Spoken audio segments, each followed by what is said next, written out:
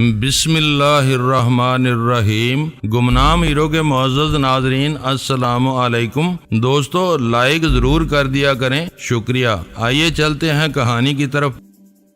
تم ہمیشہ بات کو منفی رخ پر لے جاتی ہو، میں نے بائبل کی کیا توہین کی ہے؟ ویرا نے اشتباہ آمیز نظروں سے میری طرف دیکھا اور پوچھا، تمہارے ذہن میں لندن کے ماسٹر رابرٹ ہوٹل کی وہ بائبل نہیں آئی تھی اس کے پہلے صفحے پر کسی کال گرل نے فون نمبر کے ساتھ اپنا ذو معنی پیغام لکھا ہوا تھا؟ میں نے تو ڈائریکٹری پر ایک لفظ تک نہیں لکھا۔ ایسا گند تمہارے تنگ دماغ میں اٹک کر رہ جاتا ہے۔ میں اس واقعے کو اسی دن بھول چکا تھا۔ میرے دماغ کی کشادگی کا یہ حال ہے کہ میں ڈیوڈ اسٹارز کے دفتر فون کر چکی ہوں۔ آئزیک بیل سے مذاکرات کیسے رہے؟ میں نے گہری سنجیدگی سے پوچھا۔ جلی کٹی باتیں مت کرو، اس وقت وہاں کوئی نہیں تھا، ریکارڈنگ مشین منسلک تھی۔ میں نے بدلی ہوئی مردانہ آواز میں اس پر یہ پیغام چھوڑ دیا ہے کہ اسحاق گینٹی کسی بڑی بربادی سے بچنا چاہتا ہے تو وہ کل شام 4 بجے ڈیوڈ اسٹارز کے دفتر میں موجود رہے۔ ہمارا خیال ہے کہ وہ اس ہدایت پر سعادت مندی سے عمل کرے گا، نہ کرے اسے پیغام ضرور ملے گا۔ یہ خیال اس کے لیے سہانے روح بن جائے گا کہ تم اس کے گرد گھیرا تنگ کرتے جا رہے ہو۔ پریشانی کے عالم میں وہ صحیح وقت پر صحیح فیصلے کرنے کی صلاحیت سے محروم ہو کر رہ جائے گا۔ اس وقت اس کی ناکامی بھی ہماری کامیابی میں شمار ہوں گی۔ ایسی ہی کوشش سوسائٹی فار ہیروین ایڈیکیشن میں بھی کی جا سکتی ہے۔ میں بتا چکی ہوں کہ امریکہ میں عملی طور پر شی کا کوئی وجود نہیں ہے۔ ڈائریکٹری میں اس کا کوئی فون نمبر نہیں مل سکا، ورنہ میں وہاں بھی فون ضرور کرتی۔ CSD کی افادیت کے بارے میں اسحاق گینٹی کے اعتراف کے بعد میں پوری بے خوفی سے فون کو استعمال کر رہی ہوں۔ ہوٹل سے تھوڑی دور سنسان سڑک پر ایک رہزن کے ہاتھوں لٹنے کا واقعہ میرے لیے اتنا حد تک امیز تھا کہ میں نے ویرا سے اس کا ذکر ہی گول کر دیا۔ ہوٹل کے محفوظ کمرے میں وہ رات بہت سکھ چین سے گزر گئی، لیکن صبح کے اخبارات کی لرزہ خیز سرخیوں نے میرا دل بوجھل کر دیا۔ فسادات کی تباہ کاریوں میں متعدد افراد کے زخمی ہونے کے ساتھ 9 افراد اندھا دھند چلائی جانے والی گولیوں کی زد میں آ کر مارے گئے تھے۔ بلیک ڈیڈ کے معروف دوستوں کے ایک کسینو اور 2 شراب خانوں کو نامعلوم حملہ آوروں نے کھنڈرات میں تبدیل کر کے 4 افراد کو زندہ جلا دیا تھا۔ صبح سویرے تک پولیس ہارلم کے مضافات میں اپنے قدم جما سکی تھی۔ مرکزی حصے تک رسائی کا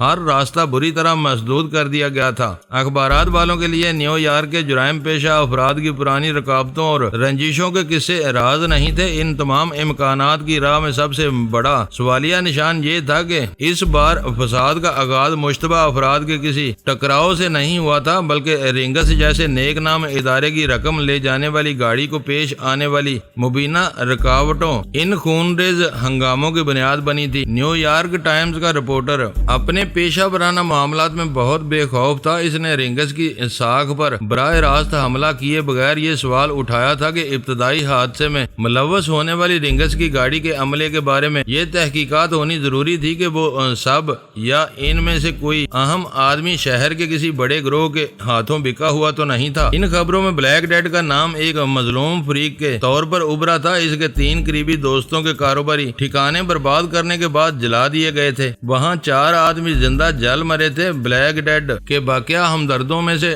ہلاک یا زخمی ہونے والوں کی تعداد کا علم نہیں ہو سکا تھا۔ شاید انہیں ان کے شکست خوردہ ساتھی خاموشی سے اٹھا لے گئے تھے۔ بہت کچھ کھل جانے کے باوجود اخبارات اور عوام کو شاید اندازہ نہ ہو پاتا کہ ان خونی ہنگاموں کی داغ بیل آئزیک بیل نے ڈالی تھی، مگر بلیک ڈیڈ کے لیے اپنے لہو کے پیاسے کو پہچاننا ذرا بھی دشوار نہیں تھا۔ بس یہ سمجھنا مشکل تھا کہ آئزیک بیل اس سے کیوں ناراض ہوا تھا۔ ہارلم میں اپنے 3 اڈے اور متعدد آدمی گنوا دینے کے بعد یہ کسی طرح بھی ممکن نظر نہیں آ رہا تھا کہ بلیک ڈیڈ جیسا بزدل اور مصلحت کوش شخص اپنے دشمن کے خلاف انتقام کی راہ پر چل پڑے۔ زیر زمین دنیا کے ہر مینڈک کو اندازہ ہوتا ہے کہ کسی ہاتھی کے مقابلے پر میدان میں اترتے ہی اسے پیس کر نیست و نابود کر دیا جائے گا۔ بلیک ڈیڈ ان نقصانات پر صبر کر کے خاموش رہتا یا پھر رابطوں کی کوئی درمیانی کڑی استعمال کر کے آئزیک بیل کی برہمی کے اسباب جاننے اور پھر اپنی صفائی پیش کرنے کی کوشش کرتا۔ غالب امکان یہی تھا کہ وہ آخری راستہ اختیار کرتا۔ اس کے نتائج سامنے آنے میں کئی دن بھی لگ سکتے تھے۔ اس دوران میں ہم اپنا کام آگے بڑھا سکتے تھے۔ 11 بجے ویرا نے جینی کے لیے رنگس کے دفتر فون کیا۔ اپنا وہ فون نمبر جینی ہی نے اسے لکھوایا تھا۔ اس پر بات کرنے میں یہ خطرہ نہیں تھا کہ رنگس کا کوئی فون آپریٹر ان دونوں کی گفتگو سن سکے۔ ہمارے کمرے کے فون کے ساتھ نصب CSD نے ایسے امکانات پہلے ہی مسدود کر دیے ہوئے تھے، مگر مگر ویرا نے یہ بات جینی کو بتانی مناسب نہیں سمجھی تھی۔ جینی نے سب سے پہلے ویرا کو یہ خبر دی کہ ہیلن رائے اس کی توقع سے زیادہ سر پھری لڑکی ثابت ہوئی تھی۔ نہ صرف یہ کہ اس نے رنگس کی ملازمت کو خیر بات کہہ دیا تھا، بلکہ جینی کو فون کر کے صدمے سے روندی ہوئی آواز میں یہ بتایا تھا کہ وہ رنگس کے چیف کے گنونے کردار کو بے نقاب کرنے کے لیے اخبار والوں سے رجوع کر رہی ہے۔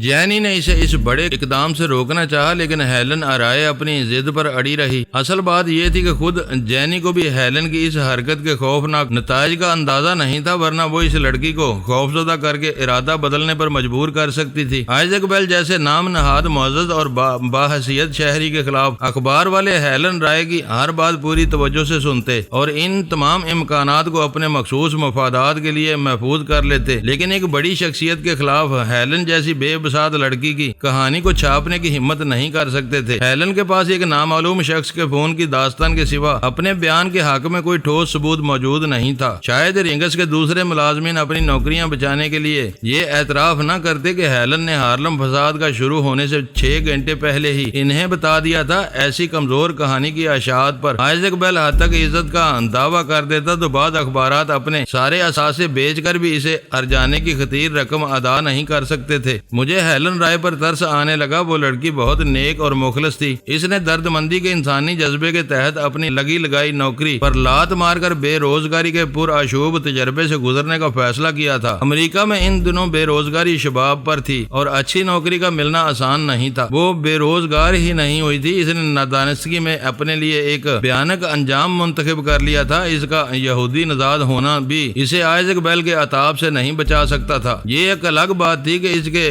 کیے ہوئے انکشافات کسی اخبار میں جگہ نہ پاتے۔ خطرہ یہ تھا کہ نیو یارک کے پریس میں یہودیوں کے دوستوں کی برمار تھی۔ ڈیوڈ اسٹارز کا کوئی ہمدرد یا آئزیک بیل کا کوئی خیر خواہ اسے یہ خبر پہنچا دیتا کہ اس کے ادارے کی ایک سابقہ ملازمہ اس کے بارے میں ایک ناقابل یقین کہانی اشاعتی اداروں میں پھیلاتی پھر رہی ہے، تو آئزیک بیل کے ایک اشارے پر ہیلن کی زندگی کا چراغ گل کیا جا سکتا تھا۔ میں پاکستان سے عبدالستار عیدی کی طرح انسانیت کی بھلائی کا کوئی عالمی مشن لے کر نیو یارک نہیں پہنچا تھا۔ میرے سامنے میرے مقاصد بہت واضح اور متعین تھے۔ صحیح اور غلط ہر طریقے سے مجھے وہ مقاصد حاصل کرنے تھے جن میں آئزیک بیل کی ہلاکت اور رسوائی سر فہرست تھی۔ ہارلم میں جو کچھ ہوا اس پر خوشی کا اظہار نہیں کیا جا سکتا تھا۔ وہ کھلی ہوئی درندگی اور بربریت تھی۔ اس میں میرا کوئی عملی کردار نہیں تھا۔ میں نے اپنی گفتگو سے آئزیک بیل کے شبہات کو تقویت ضرور پہنچائی تھی، لیکن فیصلے اور پھر اس پر عمل کی پوری ذمہ داری اسی کی تھی۔ اپنی اس خون آشام کارروائی کے نتیجے میں آخرکار بدترین رسوائی اس کا مقدر بننے والی تھی۔ جس طرح آئزیک بیل اور بلیک ڈیڈ کی لڑائی میرے مفاد میں تھی، اسی طرح ہیلن رائے کا اپنے چیف کی پس پردہ سرگرمیوں سے باخبر ہونا میرے لیے مفید تھا۔ رنگس کے ایماندار ملازمین سے سینہ بے سینہ چلتے ہوئے ان خبروں کو شہر بھر میں پھیلنا تھا۔ اس کے کرتوتوں کی وہ تشہیر آخرکار اسے کسی کو منہ دکھانے کے قابل نہ چھوڑ دی۔ ملزم سے مجرم بننے کے بعد وہ بہت سی سہولتوں سے محروم ہو سکتا تھا۔ میں نے ہیلن رائے کو اعتماد میں لیا تو اس کا کوئی برا انجام میرے وہم و گمان میں بھی نہیں تھا۔ اگر وہ کوئی غلط فیصلہ کر کے تباہی کے راستے پر چل پڑی تھی تو اسے روکنا میرے بس سے باہر تھا۔ ہیلن رائے سے سنی ہوئی پیش گوئیوں کے ہارلم میں لفظ بے لفظ درست ثابت ہونے کے بعد جینی بھی اپنے چیف سے متنفر ہو چکی تھی، لیکن وہ ہیلن کی طرح بے وقوف نہیں تھی۔ ہیلن رائے کے دفتر سے غائب ہونے کی باضابطہ اطلاع ملنے پر وہ خود آئزیک بیل کے دفتر میں جا کر بیٹھ گئی اور مکمل تخلیے میں اس کی ٹیبل، ڈائری، نوٹ بک اور غیر مکفل اشیاء کا جائزہ لینے لگی۔ اس دوران میں وہ کارآمد نظر آنے والی ہر کاغذ کی فوٹو کاپی بھی تیار کرتی رہی۔ ہمارے عزائم کے عین مطابق وہ آئزیک بیل کے دفتر میں ایسی شہادتیں تلاش کرتی رہی جنہیں منظر عام پر لا کر اس بھیڑیے کی مصنوعی ساکھ تباہ کی جا سکے۔ اسے کچھ اندازہ نہیں تھا کہ وہ اپنی ان کوششوں میں کہاں تک کامیاب ہو سکے گی، مگر پھر بھی اس نے خاصا مواد جمع کر لیا تھا۔ متعدد کاغذات کی نقول سے زیادہ اہم سبز رنگ کی وہ فائل تھی جو جینی کو آئزیک بیل کی میز کی درازوں کے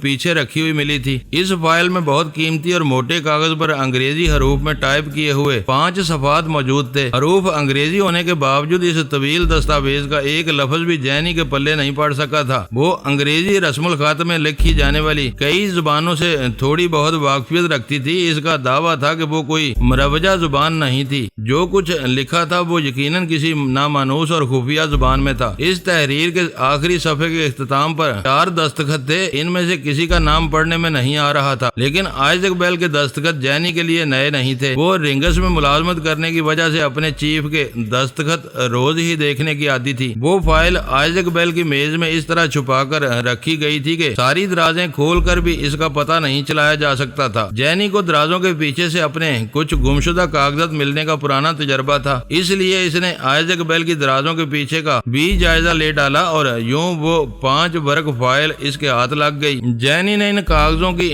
فوٹو کاپی کرنے کے بجائے پوری فائل کی ایک بڑے لفافے میں چھپا لی تھی اور اسے ویرا کے حوالے کرنے پر آمادہ تھی۔ آئزیک بیل کے کمپیوٹر کو چلانے میں جینی بری طرح ناکام ہوئی تھی۔ اس کا پروگرام کچھ ایسا تھا کہ ابتدا میں ہی کمپیوٹر پاس ورڈ طلب کرتا تھا، جس سے جینی لا علم تھی۔ اس نے پاس ورڈ کے لیے اپنی سوچ کے مطابق بہت سے الفاظ استعمال کیے، لیکن پروگرام چلا کر آئزیک بیل کی ریکارڈ کی ہوئی معلومات تک رسائی حاصل کرنے میں کامیاب نہیں ہو سکی۔ ویرا کے بارے میں جینی بہت حساس تھی۔ اسے اندیشہ تھا کہ ویرا اس کے قریب آئی تو وہ دونوں مشکلات سے دوچار ہو جائیں گی۔ دوسری طرف وہ آئزیک بیل کے دفتر سے حاصل کیے ہوئے کاغذات زیادہ دیر تک اپنے پاس رکھنے پر تیار نہیں تھی۔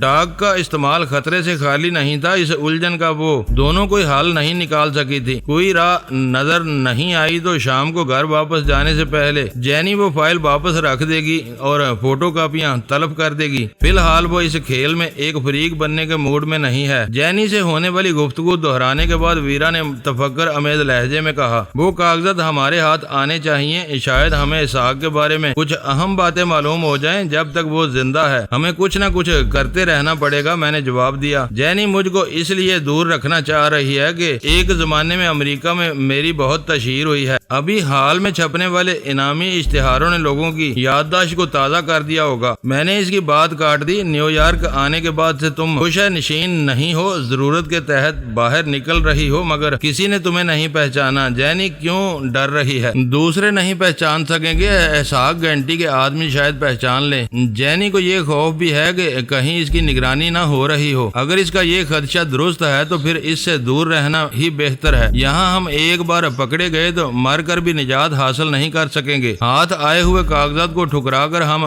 جھک مارتے رہ جائیں گے۔ ویرا نے چند ثانیوں کی خاموشی کے بعد پرخیال لہجے میں کہا، میری بجائے تم جینی کے پاس کیوں نہیں چلے جاتے؟ میں نے سوچا تھا، لیکن تمہاری وجہ سے خاموش رہا۔ تم مجھے اسے دور رکھنا چاہتی ہو کیونکہ میں اسے دیکھتے ہی پھسل جاؤں گا اور وہ مجھے تل کر کھا جائے گی۔ وہ رضامند ہو گئی تو تم بے خوف و خطر رنگس کے دفتر میں چلے جاؤ گے۔ ان کے پاس میری کوئی تصویر نہیں ہے، صرف میری رنگت ہی مجھے مشکوک بنا سکتی ہے۔ وہاں سے اسحاق کی غیر حاضری کی صورت میں شاید یہ خطرہ بھی نہیں ہے۔ اگر تم سنجیدہ ہو تو میں اس سے بات کروں؟ ویرا نے بے یقینی سے پوچھا۔ ضرور کرو، یہ بھی کہہ دینا کہ لفافے میں اسحاق گینٹی کی 2-4 ایسی تصاویر بھی ڈال دے جن کے سہارے اس کی شناخت آسانی سے ہو سکے، اور ہاں، اسے میرا شجرہ نہ بتا ڈالنا، میں تمہارے قاصد کے طور پر اس سے ملنا پسند کروں گا۔ قاصد کے بجائے بوائے فرینڈ زیادہ مناسب رہے گا۔ وہ خود بھی شادی کیے بغیر ذہنی سکون کی زندگی گزار رہی ہے، تجارت کی زندگی گزارنے والوں کی ان ضروریات کو خوب سمجھتی ہے۔ میں خاموش رہا۔ میری خاموشی کو رضامندی سمجھ کر ویرا فون کی طرف متوجہ ہو گئی۔ چند منٹ تک فون پر بات کرنے کے بعد وہ مجھے بتانے لگی، پروگرام طے ہو گیا ہے۔ تم اس کے سامنے اپنی شناخت کے لیے $1 کے نوٹ کا آدھا حصہ پیش کرو گے اور وہ لفافہ تمہیں دے دے گی۔ اس بڑے لفافے کو پوشیدہ رکھنے کے لیے تمہیں بریف کے ساتھ لے جانا ہوگا۔ وہ بعد کی باتیں ہیں۔ عمارت میں داخلے کا مرحلہ کیسے نپٹے گا؟ میں نے پوچھا۔ وہ گیٹ پر بتا دے گی۔ تم اسٹینڈرڈ اسٹیشنری سپلائر کے نمائندے کے طور پر وہاں جاؤ گے اور چند منٹ کی ملاقات کے بعد لوٹ آؤ گے۔ تمہارے لیے میرا نام صرف روزی ہے، اپنے لیے جو نام چاہو منتخب کر لینا۔ یہ چند منٹ کی شرط تمہاری ہے یا جینی نے عائد کی ہے؟ میری طرف سے تمہیں کھلی اجازت ہے، چاہو تو اسحاق گینٹی کی واپسی تک اس کے ساتھ رہو۔ میری جوتی کو بھی کوئی اعتراض نہیں ہوگا۔ تعجب ہے کہ تم اپنی جوتی کی مرضی پر چلتی ہو۔ معلوم ہوتا ہے کہ تمہیں خاصی مہنگی پڑی ہے۔ اس کے سامنے زیادہ چرب زبانی کا مظاہرہ نہیں کرنا، وہ اس وقت ذہنی دباؤ میں ہے۔ تم فکر نہ کرو، میں آدمی دیکھ کر بات کرتا ہوں، ہر ایک کے ساتھ لات جوتی استعمال نہیں کرتا۔ یہ رعایت صرف تمہارے لیے مخصوص کی ہوئی ہے۔ میں نے مسکرا کر جواب دیا۔ میرے رو بہکنے سے پہلے یہاں سے نکل جاؤ تو فائدے میں رہو گے۔ اس نے مجھے گھورتے ہوئے سرد موہری سے کہا، تمہاری کن پٹیاں سہلا دی تو تم کافی دیر کے لیے نکارا ہو جاؤ گے۔ وہ تجربہ یاد آتے ہی میں پھرتی سے اپنی جگہ چھوڑ کر کھڑا ہو گیا۔ مجھے تیار ہونے میں زیادہ دیر نہیں لگی۔ چلنے سے قبل میں نے اپنے بریف کیس میں ریوالور بھی رکھنا چاہا، لیکن ویرا نے مجھے منع کر دیا۔ رنگس ایک سیکیورٹی کمپنی ہے، وہاں آنے والوں کی جامع تلاشی یا دستی سامان کی تلاشی کا امکان خاصا خاصا قوی تھا۔ ابتدا ہی میں میرے بریف کیس سے کوئی ہتھیار برآمد ہو جاتا تو ٹرپل ایس کے نمائندے کی حیثیت سے میری پوزیشن مشکوک ہو سکتی تھی، کیونکہ دنیا بھر میں کہیں بھی ہتھیار کے بل پر اسٹیشنری کی فروخت کا رواج نہیں ہے۔ 40 ویسٹ کینال اسٹریٹ یہ اس عمارت کا مختصر سا پتہ تھا جس میں رنگس کا دفتر واقع تھا۔ مین ہیٹن کے وسطی علاقے سے گزر کر جنوبی حصے میں داخل ہوتے ہی بھیڑ بھاڑ اور رونق کا آغاز ہو گیا۔ اس علاقے میں وہ میرا دوسرا زمینی سفر تھا۔ مین ہیٹن کی حد تک نیو یارک کے ٹیکسی ڈرائیور بھی لندن والوں کی طرح اپنے کام میں بہت مشاق ہیں۔ ان میں امریکی کم اور غیر ملکی زیادہ نظر آتے ہیں۔ وہ سب ہی مین ہیٹن میں محض پتہ سن کر مسافر کو براہ راست اس کی منزل تک پہنچا دیتے ہیں۔ اس کام میں ڈرائیوروں کی یادداشت یا مہارت سے زیادہ مین ہیٹن کی شہری ترتیب کا دخل ہے۔ مجھے وہاں بار بار یہ خیال آتا رہا کہ اسلام آباد کی پوری منصوبہ بندی مین ہیٹن کے طرز پر کی گئی ہے۔ یہ اور بات ہے کہ زمین کی فراوانی اور سرمایہ کی قلت کی وجہ سے اسلام آباد میں اونچی عمارتیں خال خال ہی نظر آتی ہے۔ اس کثیر المنزلہ عمارت پر کسی نام کی بجائے پیتل کے چمکتے ہوئے حروف اور ہندسوں میں وہ لکھا ہوا تھا جو ویرا نے مجھے بتایا تھا۔ میں نے عمارت کے منقش فولادی دروازے کے پہلو میں لگا ہوا دیوار گیر بٹن دبایا، پھر انٹرکام پر سوال کرنے والے کو اپنی شناخت بتائی۔ فوراً بزر کی آواز کے ساتھ فولادی دروازے کا ایک حصہ پہلو میں سرک گیا اور اس عظیم الجثہ دروازے میں ایک عام گھریلو پٹ کے برابر قد آدم خلا نمودار ہو گیا۔ راہداری میں مجھے سروسز اینڈ سیکیورٹی کی تختی والی کھڑکی پر رک کر رہنمائی لینی پڑی، کیونکہ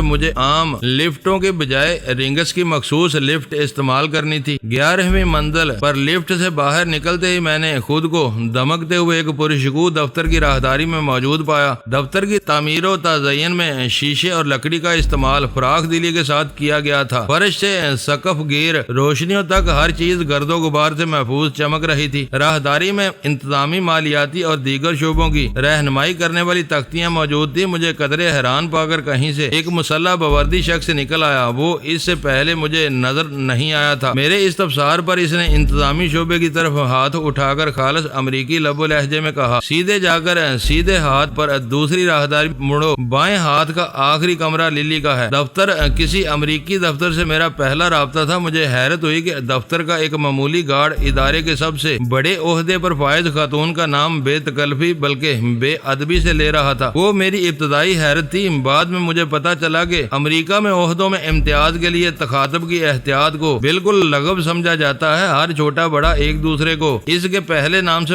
پکارتا ہے۔ اپنے فرائض منصبی سے متعلقہ ہر کام خود کرنا پڑتا ہے۔ فائل یا کاغذ ایک میز سے دوسری میز پر پہنچانے کے لیے چپڑاسیوں کی فوج نہیں پالی جاتی۔ کاغذ لے کر خود دوسرے کے پاس جانا ہوتا ہے۔ میں اس کی بتائی ہوئی سمت میں مڑ کر بائیں ہاتھ پر واقع آخری کمرے کے سامنے پہنچا تو شیشے کے دروازے میں سے اندر بیٹھی ہوئی خاتون کو دیکھ کر حیران رہ گیا۔ وہ ویرا کی طرح بلکہ اس سے کہیں زیادہ پروکار اور پرکشش انگیز تھی اور سر جھکائے کچھ لکھ رہی تھی۔ دروازے پر دستک دینے سے پہلے میں نے دیکھا کہ جینی کا کمرہ راہداری کے سرے پر نہیں تھا۔ کچھ فاصلے پر دفاتر کی دوسری قطار نظر آ رہی تھی۔ درمیان میں شاید وہ راستہ تھا جو اسی فلور کے دوسرے دفاتر رنگس سے ملاتا تھا۔ میری ہلکی سی دستک پر اس خاتون نے سر ہلا کر مجھے اندر آنے کا اشارہ کیا۔ میں دروازہ کھول کر فرشی قالین سے آراستہ اس دفتر میں داخل ہو گیا۔ اس سے پہلے میں نے اپنی جیب میں سے $1 کے نوٹ کا آدھا حصہ نکال لیا تھا۔ وہ ویرا کے مقابلے میں قدرے بڑے بڑے بدن کی مالکہ تھی۔ اس کے چہرے کے نقوش میں اس قدر تیکھا پن تھا کہ دیکھنے والا اس کشش سے مسحور سا ہو جاتا تھا۔ بڑی بڑی چمکتی ہوئی نیلی آنکھیں جھپکے بغیر میرے چہرے پر مرکوز تھی۔ اس کی استفہامیہ نگاہوں کی سیدھ میں میز کے سرے تک پہنچا اور پھٹا ہوا $1 خاموشی سے اس کی طرف بڑھا دیا۔ وہ ٹکڑا دیکھتے ہی اس کے گداز ہونٹوں پر جاندار مسکراہٹ پھیل گئی۔ بیٹھ جاؤ، اس نے میری طرف ہاتھ بڑھاتے ہوئے ہدایت کی۔ اس کی آواز میں نسوانی ترنم کے ساتھ ایک تحکمانہ وقار بھی نمایاں تھا۔ میں نے کرسی سنبھالنے سے پہلے نرمی سے اس سے ہاتھ ملایا۔ اس دوران میں ایک لمحے کے لیے بھی اس کی نظریں میرے چہرے سے نہیں ہٹی تھی۔ میرا نام للی ہے۔ میرے بیٹھ جانے کے بعد اس نے اپنا تعارف کرایا۔ تو تم کو کیا کہتے ہیں؟ $0.5 میں نے بے ساختہ کہا۔ میں ٹرپل ایس سے سیلز پروموشن کے سلسلے میں حاضر ہوا ہوں۔ اس کے سوال کے جواب میں میری زبان مشینی انداز میں چل پڑی تھی۔ یہ ایک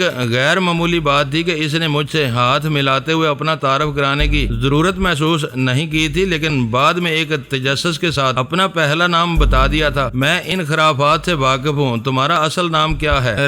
رمضان میں نے ذہن میں آنے والا پہلا نام دہرایا۔ اس وقت میں ویرا کی ہدایت کے مطابق اپنا منہ بگاڑ کر امریکی انداز میں جھٹکے دار انگریزی بولنے کی کوشش کر رہا تھا۔ رمضان، اس نے دھیرے سے دہرایا، یہ ایک ہی نام ہے یا دو نام ملے ہوئے ہیں؟ ویسے تو یہ ایک ہی نام ہے، لیکن میں تمہاری مشکل سمجھ رہا ہوں۔ تم اپنی سہولت کے مطابق مجھے ریم یا دان کہہ سکتی ہو، اس سے کوئی فرق نہیں پڑے گا۔ اپنا بریف کیس گھٹنوں پر رکھ لو۔ وہ ہدایت دیتے ہوئے شاید غیر ارادی طور پر اس کی آواز بہت نیچی ہو گئی۔ میرا دیا ہوا لفافہ بریف کیس میں فوراً بند کر لینا۔ بہت بہتر مس للی، میں نے مؤدب لہجے میں کہا، اور بریف کیس قالین سے اٹھا کر گود میں لے لیا۔ مس اور مسز کچھ نہیں، میں صرف للی ہوں۔ وہ اپنی میز کے برابر میں رکھے ہوئے ایک ریک کی طرف جھکتے ہوئے ہلکی سی ناگواری سے بولی، نام کے آگے پیچھے غیر ضروری الفاظ جوڑنے سے انسان کی برابری کے تصور کی کھلی نفی ہوتی ہے۔ تمہارے خیالات قابل قدر اور مسرت انگیز ہیں۔ میرے لیے اس سے زیادہ خوشی کی بات کیا ہو سکتی ہے کہ تم جیسی خاتون کو بے تکلفی سے مخاطب کروں۔ میں نے باچھیں پھیلا دی۔ اس نے ایک ریک میں سے ایک پلندہ نکال کر اپنے سامنے رکھ لیا، پھر سب سے نیچے دبا ہوا بڑا سا براؤن لفافہ میری طرف سرکا دیا۔ میں نے اسی صورت اور خاموشی سے وہ بدنی لفافہ اندر ڈال کر بریف کیس بند کر لیا۔ اس کارروائی کے دوران میں گفتگو بھی جاری رہی۔ میرے جواب پر اس نے لطیف پیرائے میں پوچھا تھا، مجھ جیسی سے تمہاری کیا مراد ہے؟ کیا میرے ماتھے پر سینگ نکلا ہوا ہے؟ ارے نہیں، میں نے بکھلا کر کہا، نوجوانی کے ساتھ قدرت نے تمہیں حسن اور دلکشی کے عطیات سے نوازنے میں بھی فراخ دلی سے کام لیا ہے، ایسے بہت کام ہوتا ہے۔ میں نے دیکھا کہ اس نے لفافے کے ساتھ ریک سے نکالے ہوئے پتلے پتلے اور رنگین پمفلٹ اپنے سامنے پھیلا لیے تھے، اور وہ سب اسٹینڈرڈ اسٹیشنری سپلائر سے متعلق تھے۔ میں دل ہی دل میں اس کی ذہانت کی داد دیے بغیر نہ رہ سکا۔ ویرا کو میرے بہروب کے بارے میں بریف کرتے ہوئے اسے معلوم تھا کہ اس کے پاس ٹرپل ایس کا لٹریچر موجود تھا۔ اس وقت رنگس کا کوئی ملازم اتفاقی طور پر للی کے کمرے میں آ جاتا تو یہی سمجھتا کہ للی میرے لائے ہوئے لٹریچر کے مطالعے اور اسی کے متعلق مذاکرے میں مصروف ہے۔ تم مبالغے سے کام لے کر شاید مجھے متاثر کرنا چاہ رہے ہو۔ اس نے ایک مرتبہ پھر میری آنکھوں میں آنکھیں ڈال دی۔ میری آمد کا واحد اور بنیادی مقصد پورا ہو چکا تھا، مگر وہ دانستہ گفتگو کو طول دے رہی تھی۔ میرے لیے وہ تاخیر خوشگوار تھی۔ تم چاہو تو میں قسم کھا سکتا ہوں کہ میرا ایک ایک لفظ سچ پر مبنی ہے۔ میں نے سنا ہے کہ اطالوی اسی طرح کی باتیں بنا کر عورتوں کو شیشے میں اتارنے کے فن میں طاق ہوتے ہیں، مگر تمہارے خد و خال اطالوی ہیں نہ لب و لہجہ ان جیسا ہے۔ اطالوی مرد اس معاملے میں حریص، خود غرض اور مطلب پرست ہوتے ہیں۔ میں ان پر لعنت بھیجتا ہوں۔ اپنی ان ہی حرکتوں کی وجہ سے وہ یورپ کی مفلس قوموں میں شمار ہوتے ہیں۔ تم نے ابھی تک اپنی قومیت کے بارے میں کچھ نہیں بتایا۔ اس کے چہرے پر شوخی نمودار ہونے لگی۔ بس جنوبی ایشیا کی پیداوار سمجھ لو۔ شاید میرا کام ختم ہو چکا ہے۔ تمہیں ٹرپل ایس سے جو کچھ خریدنا ہے وہ تم فون پر بتا ہی دو گی۔ کیا میں جا سکتا ہوں؟ اپنی ذات میں اس کی بڑھتی ہوئی دلچسپی بانپ کر میں نے اچانک وہ کلا بازی کھائی تھی۔ اس بہانے میں نے اس کے ذہن کو قومیت کے سوال سے بھی بھٹکا دیا تھا۔ میری قومیت کو بھول کر وہ رسانیت سے بولی، کچھ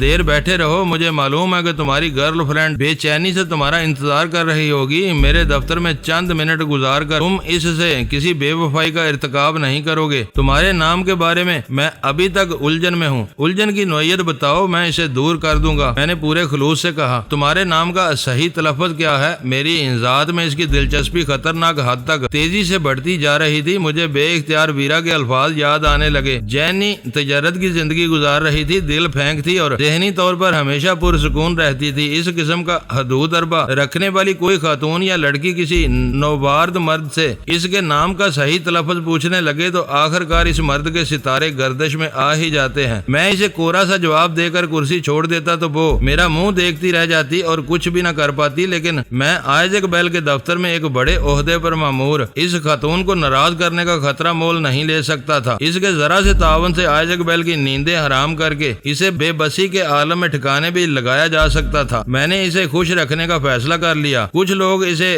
رامادان اور بعض رمضان کہتے ہیں، مگر میں رمضان کو ترجیح دیتا ہوں۔ اس کا صحیح تلفظ رمضان ہے، جو امریکہ میں بگڑ کر رمضان ہو گیا ہے۔ رمضان، وہ لفظ دہراتے ہوئے اسے کچھ یاد آ گیا۔ مشرق وسطی میں ایک رمضان وار بھی ہو چکی ہے۔ یہ ساری الجھن اسی وجہ سے تھی۔ عرب خود اسے رمضان کہتے ہیں۔ اگر تم خود کو رمضان کہلوانا چاہو تو انگریزی میں اس کا صحیح مخرج اور تلفظ موجود ہے۔ میں تمہاری اس تجویز پر ضرور غور کروں گا۔ دیکھنا ہوگا کہ میرا صحیح نام کیا ہونا چاہیے۔ تمہارا تعلق پاکستان سے تو نہیں ہے؟ وہ میری آنکھوں میں آنکھیں ڈال کر اچانک اچانک پوچھ بیٹھی۔ میرا دل اچھل کر حلق میں آ گیا۔ میں نے سنبھلتے ہوئے لہجے میں پوچھا، تمہیں یہ خیال کیسے آ گیا؟ ویرا کے ساتھ پاکستان کے ڈینی نامی کسی مرد کا نام پچھلے دنوں امریکہ بھر کے اخباری اشتہاروں میں چھپتا رہا ہے۔ وہ کوئی پراسرار، طاقتور، زیرک اور حسین مرد ہے۔ تم بھی کچھ کم بجی نہیں ہو۔ مجھے شبہ ہو رہا تھا کہ تم ڈینی بھی ہو سکتے ہو اور آج کل روزی کے دوست بنے ہوئے ہو۔ میں بونڈے مگر مدافعانہ انداز میں ہنس پڑا۔ تم کہہ رہی ہو تو میں خود کو وجیح مانے لیتا ہوں، لیکن میں پراسراریت سے حسن تک ہر خوبی سے محروم ہوں۔ میں وہی رہنا چاہتا ہوں جو میں ہوں۔ جو مالائی قسم کے جناتی انسان عام طور پر برے انجام سے دوچار ہوتے ہیں۔ تمہارا آخری فکرہ تمہاری بھرپور ذہانت کا شاہکار ہے۔ وہ تحزین امیز لہجے میں بولی، تم سے مل کر مجھے انجانی سی مسرت ہو رہی ہے۔ اگر میں روزی سے اجازت لے لوں تو تم کوئی شام میرے گھر پر گزارنا پسند کرو گے؟ وہ آخر کار اپنے مطلب کی بات پر آ ہی گئی۔ اس نے ویرا اور ڈینی کے نام لے کر مجھے ایک ذہنی جھٹکا لگانے کی کوشش کی تھی تاکہ اپنے شبے کی تصدیق کر سکے۔ میں نے ویرا کے نام کو یکسر نظر انداز کر دیا اور ڈینی سے لا تعلقی کا اظہار کیا تو اس نے بھی ویرا کو فوری طور پر روزی بنا دیا۔ اسے ویرا کے بارے میں سب کچھ نہیں تو بہت کچھ معلوم تھا۔ اسے ویرا اور آئزیک بیل کی دشمنی کا بھی علم ہو چکا تھا۔ ویرا نے اس سے بس ایک ہی بات چھپائی تھی کہ اس کے ساتھ میں بھی نیو یارک آیا ہوا تھا۔ مجھے جینی کے پاس بھیجنے سے پہلے اس نے یہ کہانی تراشی تھی کہ وہ روزی بن کر نیو یارک میں رپوش تھی اور اپنے بوائے فرینڈ کو اس کے پاس روانہ کر رہی تھی۔ ویرا نے جینی کو اپنے بوائے فرینڈ کا کوئی نام نہیں بتایا تھا۔ جینی کے لیے میری شناخت ایک $1 کے نوٹ کے پھٹے ہوئے نصف حصے کو مقرر کیا گیا تھا۔ یہی وجہ تھی کہ میں نے جینی کے استفسار پر اپنے ذہن میں آنے والا پہلا نام لے ڈالا تھا۔ دوستو، ویڈیو کو لائک ضرور کر دیا کریں۔ ISI پاک آرمی زندہ باد، پاکستان پائندہ باد۔ معزز ناظرین، اپنا خیال رکھیے گا اور اپنے اس چینل کا بھی شکریہ۔